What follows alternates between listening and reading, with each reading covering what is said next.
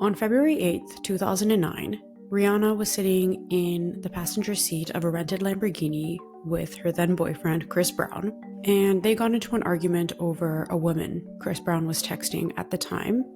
And one thing led to another, and the argument got pretty heated, and Chris Brown ended up physically assaulting Rihanna. I'm not going to get into the details of the attack, but it got pretty violent, and Chris Brown even threatened to kill Rihanna. Later that year, Chris Brown pled guilty to 2 charges of felony assault and making criminal threats. He ended up accepting a plea deal of community labor, domestic violence counseling, and 5 years of probation. He completed the domestic violence counseling in 2010, and once he finished that, Chris Brown posted a tweet saying, "I have enough self-respect and decency to be proud of accomplishing this DV class. Boys run from their mistakes. Men learn from them." So he completed the class, he became a reformed man, and he never put his hands on a woman or a man ever again. Just kidding. In 2012, Chris Brown got into a fight at a club in New York City with Drake and his entourage, and the fight ended up in them throwing bottles at each other and 8 people getting injured. In 2013, Chris Brown got into a fight with Frank Ocean outside of a studio in LA. The fight was over a parking spot. Chris Brown punched him in the face and then threatened to shoot him, and one of the members of Chris Brown's entourage called Frank Ocean a homophobic slur. In 2013, again, Chris Brown was charged with felony assault after getting into a fight with a 20-year-old student outside of his hotel in Washington, D.C. The story here, hear me out, the story was that Chris Brown was walking out of his hotel at around 2 a.m., and this man, this 20-year-old kid, with 2 of his friends, female friends, come up to Chris Brown, and the 2 women wanted a photo with Chris Brown.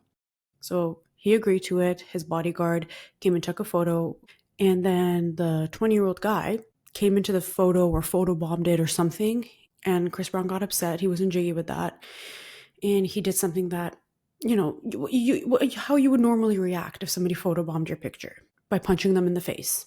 In 2013, again, 2013 was not a good year for Chris Brown. He ended up going to rehab, which is great, so he's finally taken accountability for his issues and working to fix them.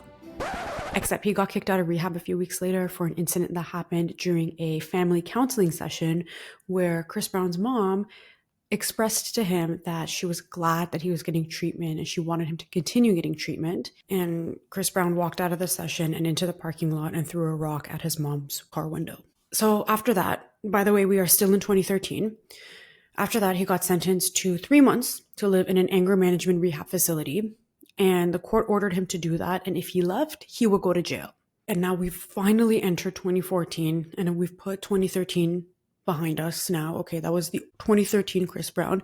The 2014 Chris Brown is different. So he's in rehab. He's making great progress. His counselors and his doctors are all saying great things, that he's, progressing and making strides in his treatment. And then he gets kicked out of rehab again for violating a facility's internal rules, and it also came out that he had an inappropriate relationship with a female staff member. Okay, later on in 2014, he pleads guilty to the assault from that photobombing incident that happened the year before. And then in 2015, he tries to enter Canada for a concert, and he's denied entry into the country for his criminal history. So they told him to go back where he came from, the sewer. Later on in 2015, Chris Brown is at a basketball court in a hotel in Las Vegas where he's staying, and some guy comes on the court. How dare? How dare he? So what does Chris Brown do? Punch him in the face and send him to the hospital, of course. Okay, we're seeing a little bit of a pattern here. In 2016, he gets charged with misdemeanor theft and battery for assaulting a woman and stealing her phone. And what was she trying to do? She was trying to take a picture of him at a party in a hotel room in Las Vegas. Okay, so clearly this guy has an issue with getting his photo taken or having his photos disrupted. I've never heard of a hot, attractive person having this problem, but whatever. Later that year, Chris Brown gets sued by his ex-manager, who claimed that Chris Brown locked him in a room and attacked him, probably because he tried to take his picture. And what happened was he got punched in the face and sent to the hospital. If this was a fill in the blanks, you would be able to fill in the blanks by now. Later in 2016, 2016 is kind of giving 2013. It seems like every 3 years he has a little bit of an issue. So later that year, he gets arrested on suspicion of assault with a deadly weapon after a woman called 911 and said that he threatened her with a gun. And that led to a 9-hour standoff with police at his mansion in LA. So clearly he's got something to hide. Now we're in 2017. It's a fresh start. No, DJ, just cut the music. We already know how this is going to end. It's a fresh start. And what happens is that he has a little encounter, a little run-in with a club photographer during a paid club appearance in Tampa, Florida. So what happens is, come on, y'all, you already know what happens. He punched the guy in the face for taking his picture, right, as an ugly person would, and then he fled the scene. So when the police came, he was nowhere to be found. Later in 2017, his ex-girlfriend, Karuchi, I hope I'm pronouncing that correctly, files a restraining order against him after he physically assaulted her and also threatened to kill her during their relationship, which ended in 2014 when Chris Brown was on probation for assaulting Rihanna. Oh, okay, we're almost there, guys. In 2018, an unidentified woman sued him for sexual assault in his house during an after-party where Chris Brown and his team confiscated all the guests' phones, gave them drugs, and then pulled guns on them, and then refused to let the police in when they showed up. Oh my god, my throat is getting dry. Okay, in 2019, he was detained in Paris after allegedly raping a woman in his hotel room. And then he went on IG again and does what he normally does, right? Gaslight, and said that he never did that because it would go against his morals. Loose morals, I guess. In 2020, he allegedly drugged and raped a woman on a yacht in Miami.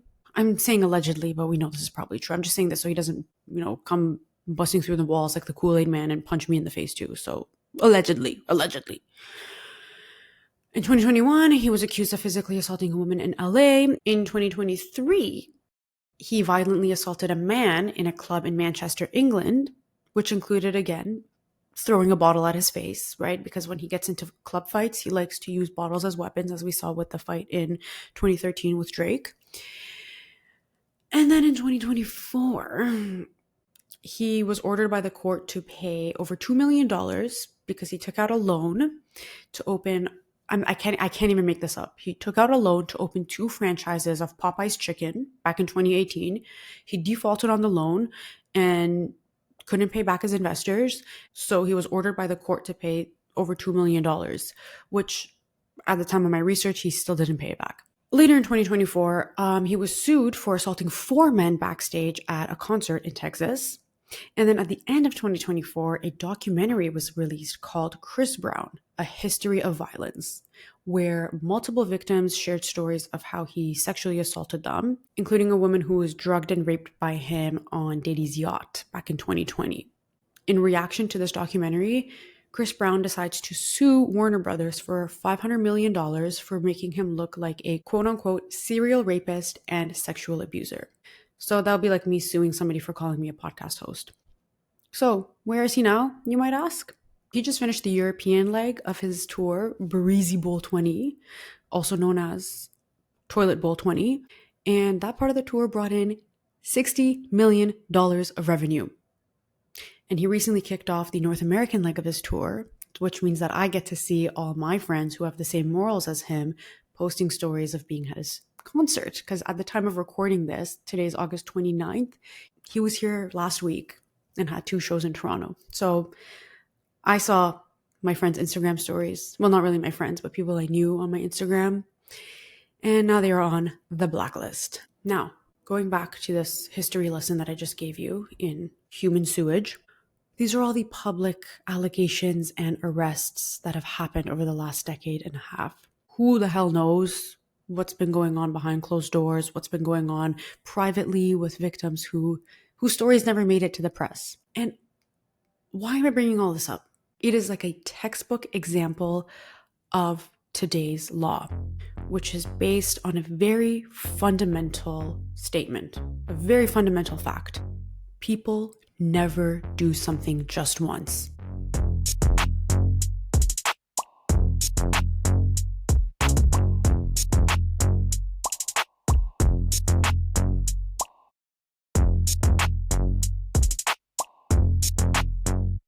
Hello, everybody. Welcome back to another episode of The Baddest Bitch in the Building. I am your host, Nikki. I am the baddest bitch in the building, not to be confused with you, who's also the baddest bitch in the building.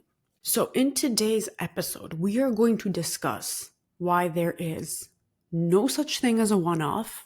We're going to talk about how accepting excuses keeps the patriarchy alive. And to wrap it all up, I'm going to go through some common excuses that people will give you, whether you're in a relationship with them or at work. And I'm going to talk about the data that you can gather from them, because that's what excuses are. They're data, they're pieces of information. They're literally the breadcrumbs that you can use to understand a person's character. Now, this law goes hand in hand with a couple of my previous laws, mainly Law 21, which is not to give people the benefit of the doubt, because it's literally obvious. I don't really have to explain it. And also Law 19, which is to treat your demons as your employees. This is actually a little bit of the inverse of that law. This is how we can kind of get a glimpse of people's demons through the excuses that they give us and through their actions. Like, we know Chris Brown's demon is his sense of ugliness, because clearly anybody who takes his picture gets punched in the face. So throughout this episode, and also for the rest of your life, I want you to think about this quote. Character is destiny. People have a set character. Okay? They have a character that's been developed since they were basically a fetus, because genetics go into your character, childhood experiences and traumas and your upbringing go into your character.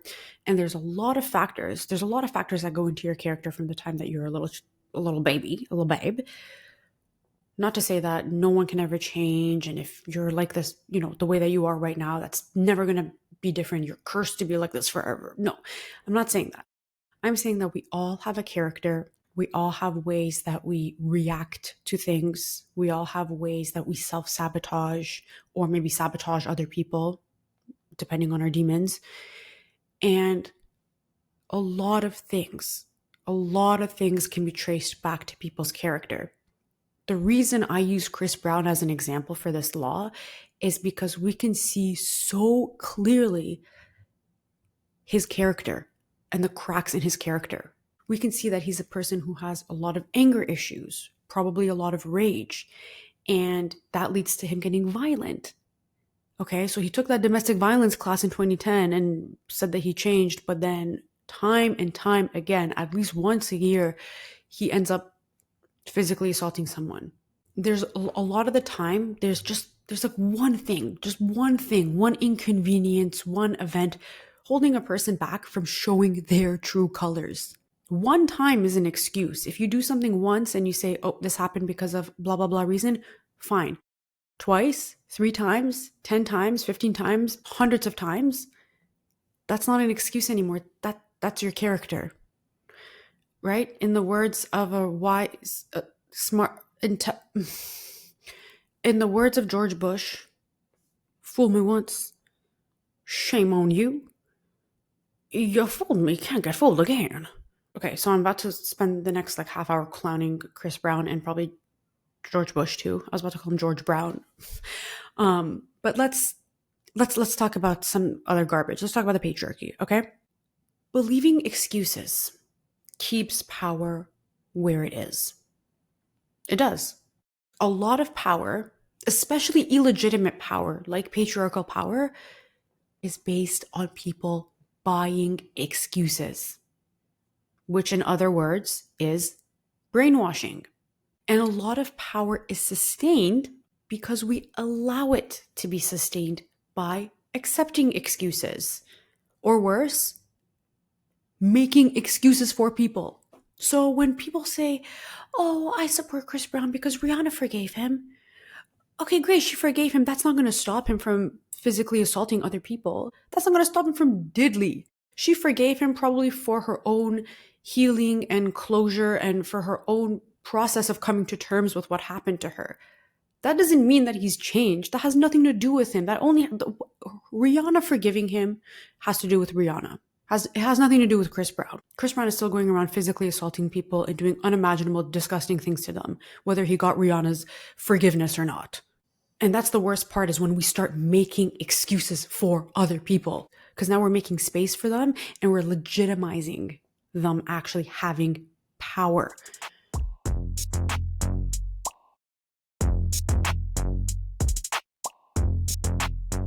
So when we take excuses to be truth, we actually create a false reality based on those excuses. We're living a lie. It was all a lie. It was all a lie. We've created the reality that that person wants us to believe. Now, going back to the garbage, which is patriarchy, this system is based on repetition. This system is based on repetition. The patriarchy is based on repetition. People repeat the same behaviors. Institutions repeat the same patterns. Cultures repeat the same stories. So the system is based on repetition, and that's what keeps it alive. It was all alive. And a lot of the patriarchy is dependent on women believing excuses, because that puts us in a reactive mode. And when you're reactive, it means you didn't have control to begin with. Every time you accept an excuse, you swallow a little bit of poison, a little bit more, until eventually you swallow enough poison that you're blind. So just understand that people will push you as far as you let them, because a lot of women are conditioned to avoid confrontation and to keep the peace and to be nice and to be good girls and nice girls and all that crap. It's easier to blind us when we're so concerned about how we come across, and we're so concerned about if coworker Anthony is going to be upset if we say no, or so-and-so buffoon is going to be offended if we set some kind of boundary or do whatever. Like, we are so conditioned, a lot of us, we are so conditioned to be nice. No one is easier to manipulate and lie to and feed excuses to and feed poison to than someone who is nice. If I was a manipulative man, I would be going straight for the nice girls. I'm not going to come for somebody like you or me. Are you kidding me? No, I'm going to find the world's biggest people pleaser, and that's who I'm going to prey on. So remember, people will push you as far as you let them. We have to treat excuses for what they are. Okay? They are confessions. They're data. Like I say all the time, most things in this world are a projection. So when somebody is making an excuse, or somebody is even making an accusation, they're actually making a confession. Most accusations, especially coming from men, are confessions. Or a lot of the time, if they're trying to push an agenda on you, they're actually telling you basically about themselves. Oh, honesty is really important for me. I need a woman who values honesty. A liar would say that, right? Oh, I've been hurt in the past and I've been cheated on and I just need to take things slow because I don't know how it's going to go. I don't want to get hurt again. Okay, so this guy is a human mattress. He's a whore. So be mindful of the excuses and the confessions and the agendas that people are going to push on you, because those are literally all confessions of the type of person who you're dealing with. It goes back to their character.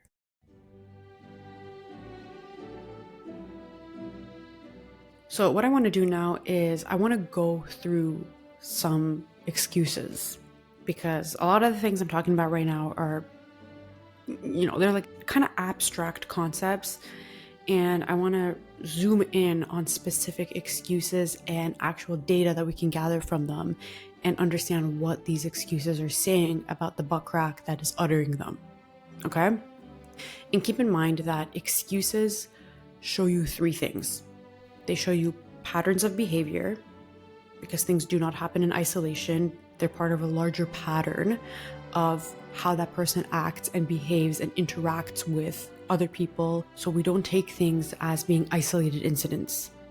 We zoom out and look at the pattern of behavior that is informing those actions.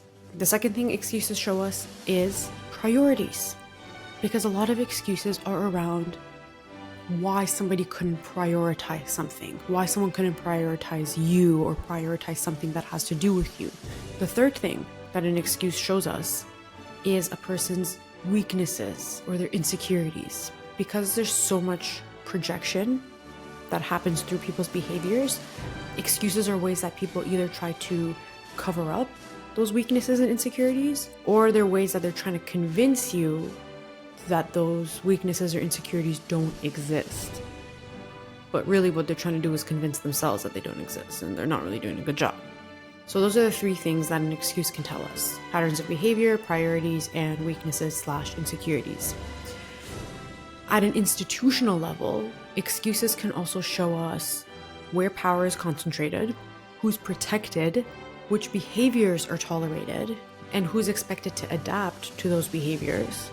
So there's a lot of little cracks and clues that we can get from excuses. So we can find out where the butt cracks of the system are, where the underbelly of the system is, where the butt cracks of someone's personality and character is. Excuses tell us so much. Like, if you learn how to read an excuse for what it is, you're literally going to, oh my God. Okay, let's just get into it. Let's start off with relationship-related excuses. The first one I want to address, and this is like the most important one, and it also applies to other contexts, not just relationships. I was under a lot of stress. Oh my God. I am Zen. We often think that people act differently under stress, when in reality, stress just reveals who a person really is. People don't act differently when they're stressed. You just see the ugly side of their personality that they're not able to hide because they're under stress. So if somebody tells you, I acted this way because I was under a lot of stress, that pay attention to how they acted, because that is exactly who they are. That is the butt crack of their personality. So when Chris Brown and Rihanna got into a heated argument and he ended up physically assaulting her, he didn't do that because he was stressed. That stressful circumstance showed us who he really is: a violent, angry, belligerent person. So never, ever, ever buy the stress excuse. The only time this maybe might possibly be a legitimate excuse is if the person does whatever they did under stress and then never does it again. But you're going to have to be there for several months or years to assess that, and who the hell has time for that? So that's the first excuse. The next excuse is, can you handle X task? Whatever. Planning of the trip. Can you handle planning the trip? You're so good at it. This excuse can also be packaged in different ways. It can be, oh, I'm so lost, or I'm not good at planning the trip. Can you do it? Or any other variation of, I'm not really good at this, but you are, so you should do it. This is a form of weaponized incompetence. Okay? Men use it on their partners all the time to get out of tasks. And the people who are allowed to use weaponized incompetence are women, okay? Because you have listened to law number 8. Know when to act dumb to get what you want. See, the reason I remember exactly which law this is and which number it is because it is so important. Women, yes, use weaponized incompetence and act dumb when you need to and get whatever you need out of life by acting a little bit dumb. But when men do it to get labor out of you and to weasel out of things, unless you are a teacher at like an adult school or some like adult class for continuing education, then you owe no grown man an explanation on how to do a basic task. So please don't fall for that. And this excuse is very dangerous, because once you accept that excuse and then do that task for them, you've set the precedent that now you're going to keep doing it. The next type of excuse is anytime somebody says that they're going to do something, but they never follow through with it. And we talk about this all the time. Talk is cheap. It is literally the cheapest thing that you can do. Like, it is not even cheap, it's free. You can just yap all you want and it's not going to cost you anything. So if anyone tells you, oh, I'm going to change, oh, I'm going to do this, oh, give me a chance, blah, blah, blah, blah. If you haven't done it already, then you're not going to do it. If you haven't done it already, then you are not going to do it. If you have to talk about doing it, then you're not going to do it. You've heard those findings that say that talking about something and doing something like draw from the same area in your brain. So if you talk about something enough, your brain actually thinks that you've done it, and now you have like no motivation and no drive to do it. I don't know if I'm explaining it correctly, and it kind of sounds like pseudoscience, but it's like an actual finding. So be aware of people who keep talking about what they're going to do but never actually do it. The other things, and these are not actually excuses, but they're patterns of behavior, are angry outbursts, lying, cheating, or any type of violence. These are not isolated incidents. These are not behaviors that only happen once and they're like one and done. These are all part of a larger pattern of behavior and a larger issue that this person has, right? Like we saw with Chris Breezy Bowl, toilet bowl, with the toilet bowl. So these are not things that just kind of happen. These are things that are rooted in something that's a little bit deeper than just, you know what I'm saying. And this leads me to my next point, which is if you really want to get an understanding of how, like what someone's character looks like and what kind of person you're dealing with, one of the best things to do is to learn about their childhood, learn about their relationship with their parents, learn about their upbringing, because that will tell you so much about how they were molded into the person they are today. For example, if a guy's dad chat on his mother, men usually respond to this in one of two ways. They either replicate their philandering father's behavior and they become cheaters as well, or they're so disgusted and ashamed of the way their father acted that they decide to be the complete opposite. Another thing that you should be looking for are their biggest insecurities. Not to be like some kind of asshole and like manipulate them with their insecurities. No, it's to understand what they are so you can see how it comes through in their excuses and in their projections. And to stay away from people who are very insecure, right? Like the victimellas of the world, the victims who can't accept anything and who are just always envious and jealous of other people because they are so insecure with themselves. Understanding people's insecurities is going to help you suss out what type of people you even want in your life to begin with and what type of people are going to drag you down and sabotage you and try to make your life a living hell and feed you excuses and make you ingest poison until you are blind to their insecurities.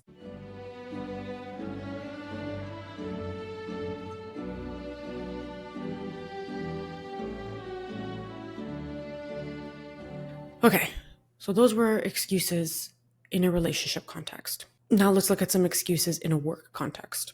So if somebody at work, your manager, your boss, whoever tells you, we'll make sure that next time you insert empty problems here. We'll make sure that next time you're considered in our shortlist for people who get raises. We'll make sure that next time you blah, blah, blah, blah, blah, blah, blah, whatever it is that you're never going to be considered for next time. The thing is, if they wanted to do it, they would have done it this time. There wouldn't have been a next time. Okay? That's an empty promise. And if they tell you that they're going to do whatever it is next time, then you better hold them to it and ask, what's your timeline? What are the action steps that I can do to be considered for blah, blah, blah? What can I do on my end? And when can I check in with you again? Can I come back in 3 months and we talk about it? Can I come back in 6 months and we talk about it? So if they give you some, I don't know why the word cockamamie came up, but if they give you some cockamamie excuse about whatever they're going to do next time, then at least try to hold them to it and try to turn that empty promise into something of blah, blah, blah, into something of substance. Okay, but more often than not, it's just going to be literally empty, like Chris Brown's bank account where he couldn't pay back his $2 million loan that he defaulted on. This excuse is also similar to another one of go-to for most managers, which is, we don't think you're ready for a promotion yet. Or, you're too valuable in your current role for a promotion. Oh my God, if I'm this valuable in this role, imagine how valuable I'd be if you gave me more responsibility and a better pay. Oh my God. But this excuse, again, now this excuse flips the onus onto you. They decided to act like an anus and flip the onus. You're not ready for a promotion yet. They're ready to promote you. They're like ready to go. They got the money, they got the forms, they got everything. They got HR here. You're not ready for the promotion. Usually when you read between the lines, you'll see that there's something that they want you to do that you're not doing, right? You're not slaving yourself out for the company. You're not kissing up to the right person. You're not doing whatever it is that you don't want to do because it's stupid, but that they're holding that over you and then saying that you're not ready, if that makes sense. When they tell you that you're too valuable in your when they tell you that you're too valuable in your current role, that cockamamie excuse is also a way of basically telling you, we don't want to pay you more than the 4 pennies and 1 raspberry that we're paying you to do whatever it is that you're doing. Or we benefit too much from your emotional labor in this role because you're doing X, Y, and Z that's on your job description, and then A to R, which isn't on your job description. And we don't want to, we don't want to lose you because we're benefiting too much from your free labor. So if your boss tells you that they don't think you're ready for promotion yet, then you can say, well, I'm not ready to be taken advantage of yet. Bye-bye. Another type of excuse related to promotions is, oh, we'd love to promote you or give you a raise, but there's no budget for it. Like, ew, are you broke? That's so embarrassing, first of all. But if they're trying to justify withholding a promotion or a raise or whatever it is that you're deserving of, if they're trying to withhold something by saying that they don't have the budget for it or that their quote unquote hands are tied, again, that's a way of evading the responsibility that they have and trying to show that they don't have control over what happens. But the thing is, no one wants to be powerless. No one wants to be powerless. It's such a crappy, horrible, degrading feeling. It's such a feeling of being trapped that nobody wants to be in that position. And not only do people not want to be powerless, but they also don't want to admit that they're powerless, right? Nobody wants to flaunt their powerlessness. So your hands aren't tied, bro. I see you. You're literally just sitting on them. So any excuse where, again, they're withholding things that you're deserving of and saying that it's because of something that's outside of their control, that's another cockamamie excuse. And that can actually show you where their priorities are. Because if they're not going to spend money to promote or give you a raise, then where are they spending their money? Because they're not bankrupt. Unless they are, like, unless you're working for like Sears or whatever. Wait, is Sears bankrupt in the US? Because it's bankrupt in Canada. I mean, it's been bankrupt, but anyway, whatever. What was I saying? Yeah, usually when they say that they can't afford something or that there's no budget for it, it's just there's just no budget for you specifically, okay? So keep an eye out for which boss got new furniture in their office or who's looking really happy during Christmas time when the holiday bonuses come around, and just be aware because the money is just not being allocated to you, but it's being allocated somewhere. Now, this next excuse is something that it's a little bit blunt, so maybe it's not something that you've encountered verbatim, but it can be packaged in different ways. And that excuse is, you're so good at taking notes. Can you handle the minutes for this meeting? And I'm using the taking notes example, but it could be some other administrative task that is usually handed off to women. If you find that you're disproportionately being pushed to take notes or do administrative things and your male counterparts aren't, then that reveals how your workplace exploits gendered labor. And they've pigeonholed you into doing admin tasks or doing things that probably don't really get recognized that much and don't really lead to much growth. Another excuse is if let's say you complain about somebody who's been acting a little spicy or disrespectful or what have you, and management retaliates by saying, she's a good person, or he has a track record of delivering strong results, or she's been here for insert number of boomer years. She's been here for 45 years and commuting 3 hours each way for the last 45 years to be here and doesn't even work remotely. So if there's any justification or defense for somebody who's wronged you or treated you badly, then that's again a way that this person, whoever it is who's giving you this cockamamie excuse, is trying to convince themselves that they don't have a rotten apple in their midst. It's literally when managers or bosses or people in power are willingly blind. Like, this is when they decide to drink the poison so that they become blind and ignorant to what's happening. They're literally trying to be an ignoramus. If you've been following me on Instagram, you know that my new obsession is the word ignoramus, and I'm so glad I got to use it in an episode. Oh my god. Okay, the last excuse, and this is more of a pattern of behavior, is overuse of buzzwords and jargon. This is especially true in the corporate world where they have this like entire made up language. And what this made up language does is it creates this artificial reality. Okay, you create an artificial reality through language. Throwback to what I said earlier about how accepting excuses creates a false reality. So does language. My baddies who speak multiple languages know this, right? Because when you speak a certain language, you see the world in one way. Another language might have an expression or a saying that doesn't exist in English, for example. And so language shapes the way that you see the world and the way that you can describe the world. So in whatever industry you work where there's these buzzwords and jargon and it has its own like vernacular, that language is there to shape the way that you see the world and to create an artificial reality. I sound like a freaking wackadoodle, but when the revolution comes, you'll know that these euphemisms and this flowery language, it's a way to mask what's really going on. And I'll give you an example.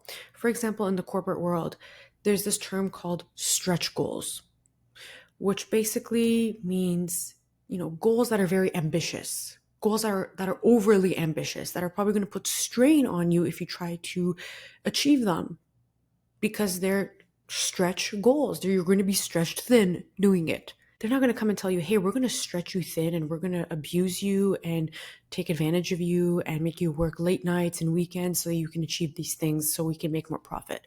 They're not going to say that. They're going to say, hey, here's a stretch goal for you for the next quarter, and we'd love for you to meet it. It's a great opportunity for growth. Opportunity for growth. Growth in probably an ulcer in your stomach from the stress that you're going to get trying to meet these goals. So be very aware of how your colleagues, your bosses, how whoever it is, these people are overusing these buzzwords, and think about what they actually mean, because usually these words are not just like pulled out of someone's butt crack. I mean, they are, but they mean something.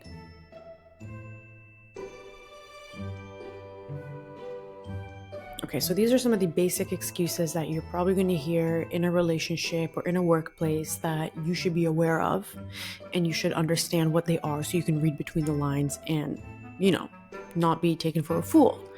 Because fool me once, shame on you. A few more obvious excuses, and I was kind of debating whether or not I wanted to keep this in the episode or just remove this part because they're pretty obvious, but I feel like sometimes they're not. Sometimes what I think is obvious is not actually obvious, and for safe measure, I'm just going to go through these super quickly. If a guy tells you I'm not ready to commit, that's actually an incomplete sentence. He's just saying I'm not ready to commit to you. Next one is, let's just see where this goes. Okay, he probably has said that to 12 other women, and he is a human mattress, and he is not going to take you seriously. He's there to string you along and waste your time. So, bye-bye. And the other one is, I've been hurt, so I'm being cautious. Or, I've been hurt and I'm taking it slow. Guys don't talk about them being hurt, okay? They just go and drink and gamble and self-destruct. Okay, so if anybody says that, it's a lie. And they're just, again, stringing you along because they're not ready to commit to you. Because they've already categorized you as a woman who they're not going to take seriously, or because they're a girly boy, or a delta man, or a beta man, or an alpha man, depending on how far back their hairline is, and they're not going to give you what you want. Alright, so wrapping this all up, my throat is literally dry. I've been recording and talking nonstop for an hour and a half now. I don't even know how I'm going to edit this episode down to 30 minutes, but we're going to do what we can. I'm going to be a magician, not to be confused with an obstetrician magician. Okay, so we've zoomed in, we've looked at a lot of excuses and specific patterns of behavior and things to watch out for. Let's zoom back out and take a few, I'm going to use a corporate term. Let's find some key takeaways from this, shall we? I'm going to go play golf this weekend. Okay, I'm at the point of my recording now where I'm starting to glitch. Like when I get to like an hour and a half, I begin glitching. So, okay. Stop treating appearances as reality.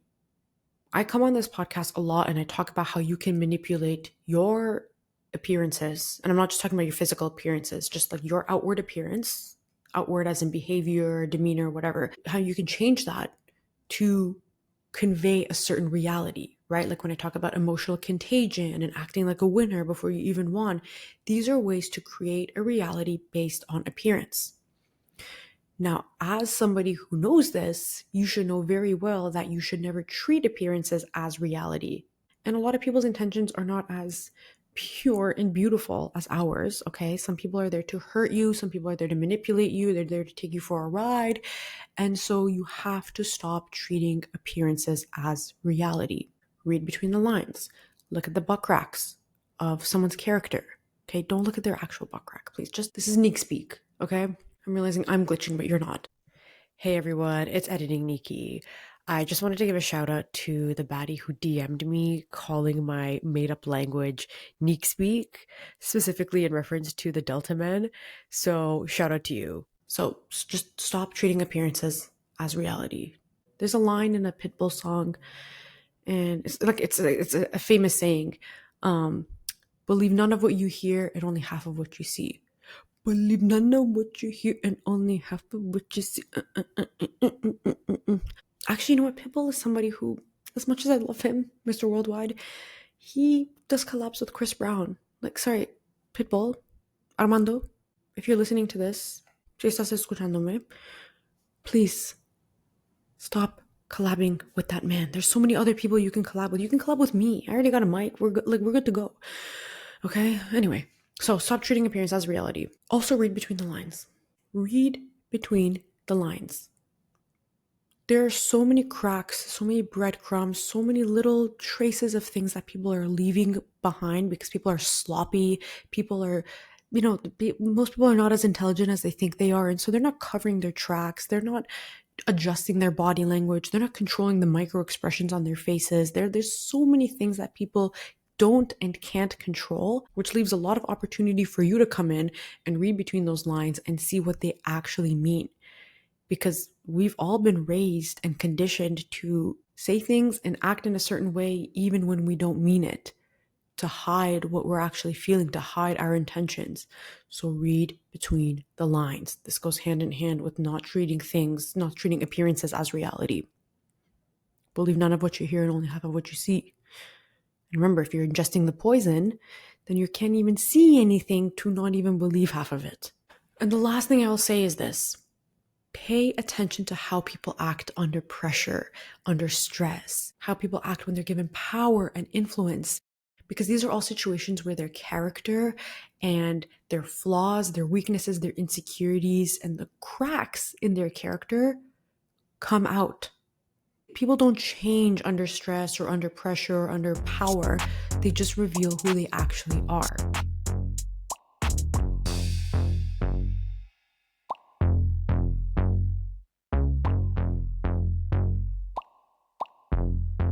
The exceptions to this law are quite minimal.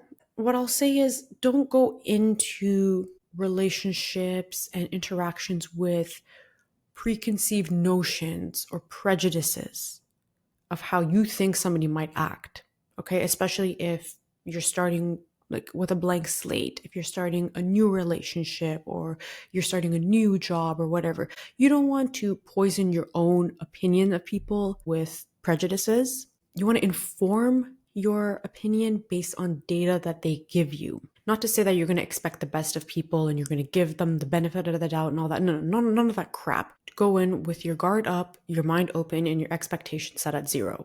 And finally, just take a look at yourself, okay? I'm starting with the man in the mirror. I'm starting with the woman in the mirror.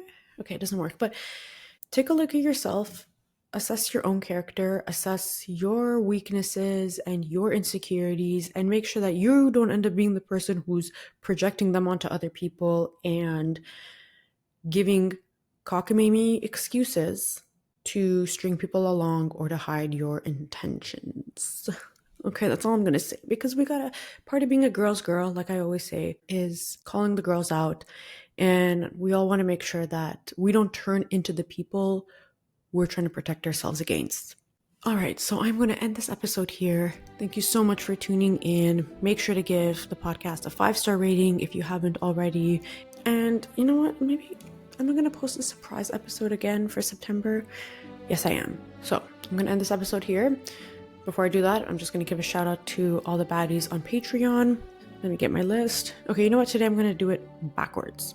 Shout out to Yael, Jada, Sophia with a K, Sophia with an M, Melinda, Simran, Amy, Faith, Nadia, Adelaide, Nilufar, Naomi, Irene, Katya, Priya, Gemma, Mina, and Adriana. Shout out to all you baddies. Thank you so much for your support. And don't forget that you, like all of you, you're the baddest bitch in any building that you step foot in. Until next time, stay bad and don't buy people's excuses. Okay, love you. Bye.